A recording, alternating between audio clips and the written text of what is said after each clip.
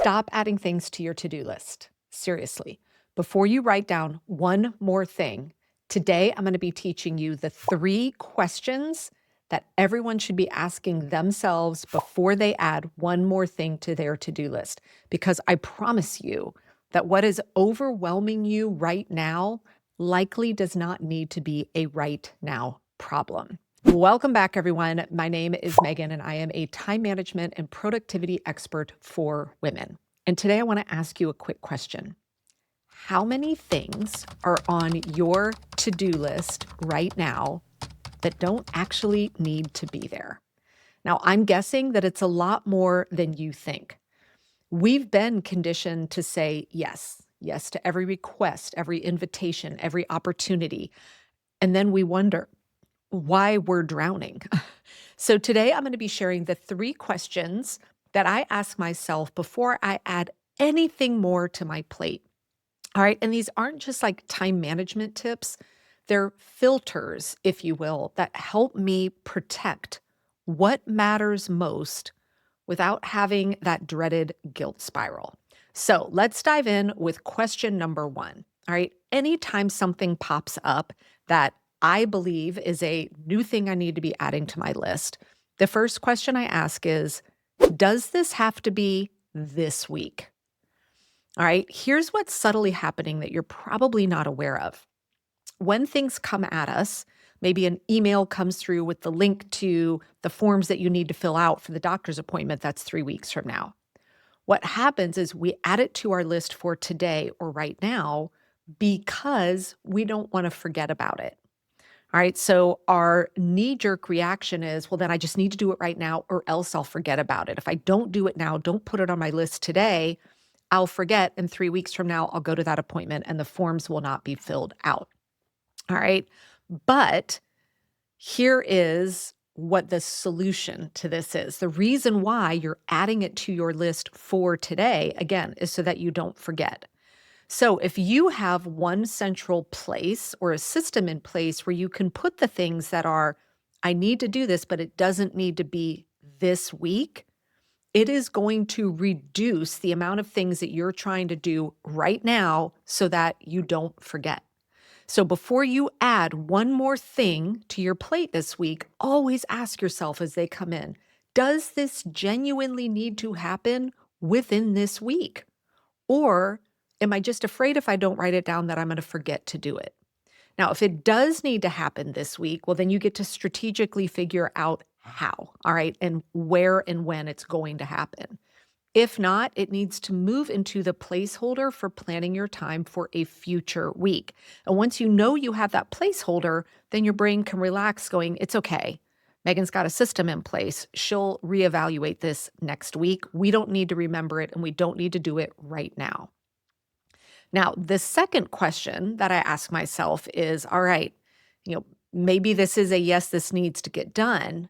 My next question is, but does it have to truly be me? All right, so I'm going to give you an example that happened just last night in our house. So my daughter brought up, hey, don't forget, Mom, I need you to schedule a doctor's appointment. And instantly I'm thinking, okay, this needs to be me. But I also know that the next morning I have a very full morning. And so as I was heading into my office to go add it to my planner, I stopped. Yes, this needed to be this week, but wait, did this have to be me? And the answer was no, it did not. So I turned around and went back and said, hey, you know what? I've got a really full day tomorrow. Why don't you two coordinate it, my daughter and my spouse? So his morning was not as busy as mine, not as full as mine, and it did not have to be me. I did not have to be the one to schedule it. Now, there's a kicker with this one, right? If it does not have to be me, then guess what? That means you're completely transferring ownership. I didn't add a to-do to my planner to say, make sure that that doctor's appointment got scheduled. I clearly announced to the two of them, I am now out of this. And guess what? The appointment got scheduled without me. Crazy, right? Now, this again, does this have to be me? Only alleviates work for you if you truly transfer it. I didn't delegate it. I didn't say, well, let me follow up and make sure they remember to schedule the appointment. Nope. I told them both, I am removing myself from this equation. So now, not only is it not something I have to do, but I'm not following up. I'm not doing anything to make sure that it happened. That's for the two of them to sort out together. Now, the third question that I'm asking myself, this is the one that really I have to sit with. And it is this: is this aligned with what matters most right now? Is this in alignment with my core values? Right? So this may be when things like invitations to attend something, clubs to join, volunteer opportunities, neighborhood events, etc. We so often, again, feel guilted into saying yes because we're afraid. We're afraid of what people are going to think. We feel like we should, so we do it. Well, everyone else is, so I guess I will.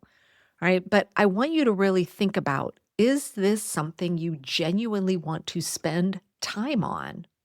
Or are you putting this now onto your calendar because you feel like you should, or maybe you're afraid you're going to look bad if you don't? Right? Even at work, is there an opportunity for a project? You're like, oh, I really should say yes to doing that so I look like a go-getter.